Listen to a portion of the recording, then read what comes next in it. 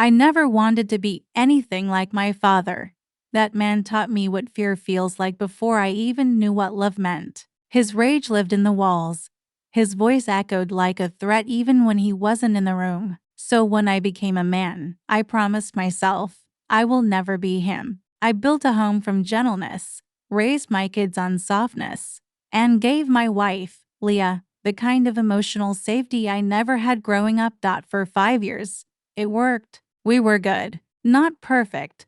Not movie script happy, but real. We had 2 kids, a little house, a routine that felt like peace. I fixed the faucet when it leaked. She packed my lunch every morning. I kissed her goodbye with a hand on her cheek. And when the kids were asleep, we'd sometimes just lie together in the dark, her breathing steady in my arms. I felt safe there. I thought she did too, but something shifted. At first, it was small.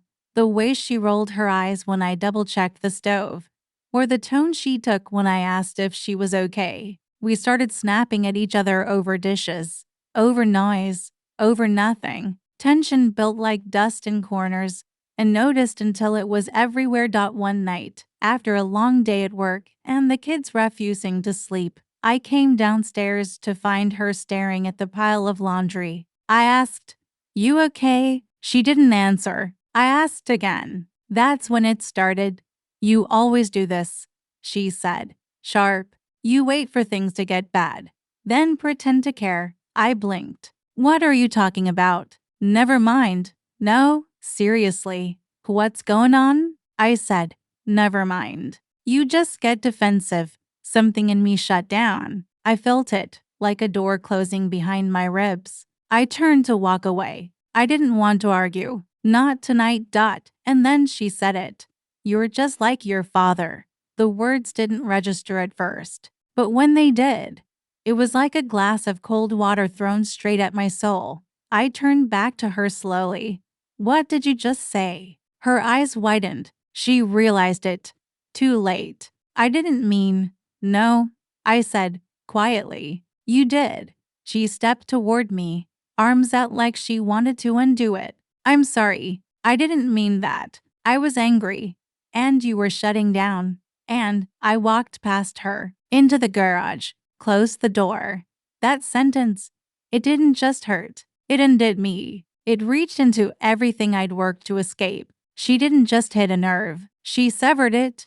And the worst part? She knew it would. I don't remember deciding to leave. I just remember driving. It was past midnight. The roads empty. Headlights blurring against tears I refused to wipe. I stopped answering her calls after the 5th one. The texts kept coming. "Please come home." "I'm sorry. I didn't mean it. But I needed distance. Not from the house. From the part of myself that was unraveling."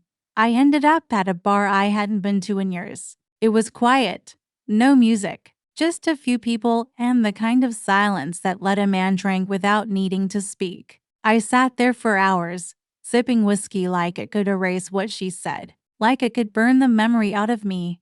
"You're just like your father." It kept looping in my mind, playing over every moment I thought we were solid. Every kiss, every shared secret, every promise. And now, I couldn't unhear it. I stumbled through our front door at 4:07 a.m., reeking of sweat and whiskey. Leah was on the couch, eyes red, phone in hand. She jumped up when she saw me. "Are you okay?" she asked, voice trembling. I laughed. I actually laughed. "Do I look okay?" She stepped toward me. I was worried. "Why would you say that to me?" I cut her off. "Why would you say that?" She opened her mouth, closed it, then said softly, "I don't know. I was angry. You walked away." I felt invisible. I sat down hard on the couch, the room spinning round me. "You know what he did to me. You know what that man was." I do. And you are nothing like him. I swear to God. I know that. I was wrong. I was cruel. I wanted to hurt you. And I didn't think." I shook my head. "I built my whole life trying to be different. Trying to be safe for you, for the kids, and the one person I trusted to see that." I choked on the rest. It wouldn't come out. She sat beside me and pulled me into her arms. I didn't fight her. I didn't hug her back, either. I just let myself be held, hollow and drunk and tired. She whispered apologies all night. I don't remember most of them. What I do remember is the weight in my chest. It stayed. The next morning, I woke up in the guest room, head pounding, mouth dry. She'd left water and painkillers on the nightstand. A quiet gesture, but it didn't move me. I got up, brushed my teeth, got the kids ready. I was polite, civil, but I didn't look her in the eyes. She tried to hug me before I left for work. I stepped back. I need time, I said. She nodded, but I could see the panic behind her eyes. She knew this wasn't just about a fight. This was something she might not be able to fix. Our house is quiet in a way that isn't peaceful. The kids still laugh. The cartoons still play. Life moves in its routines. But between Leah and me, there's only silence. Not angry silence. Not Cold War silence. Just space. Like two people living parallel, afraid to intersect. I make breakfast. She packs lunches. We pass in the hallway like strangers with shared chores. I kiss the kids goodbye. She waves. Our hands brush accidentally. She flinches. Or maybe I do. I sleep in the guest room now. She hasn't asked me to come back. I think she knows it wouldn't mean anything. She's trying. I see it. Her voice is softer.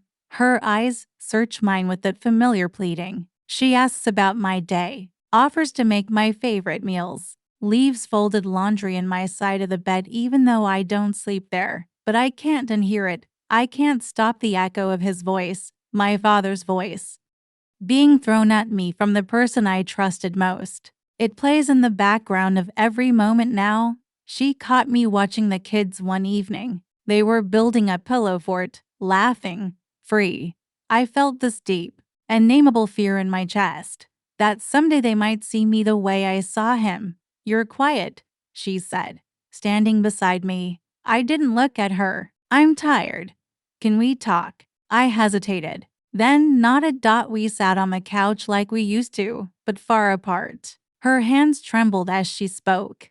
I didn't mean what I said. I knew it would hurt you, and I said it anyway. I've never hated myself more than in that moment. I looked at her for the first time in days. She looked small, like someone carrying a weight they couldn't set down. You broke something, I said. Something I didn't even know could break. Tears welled in her eyes. Can I fix it? I didn't answer, not because I wanted to punish her, but because I honestly didn't know. Later that night, I walked into the kitchen to get water. She was sitting at the table, reading something on her phone, face wet with silent tears.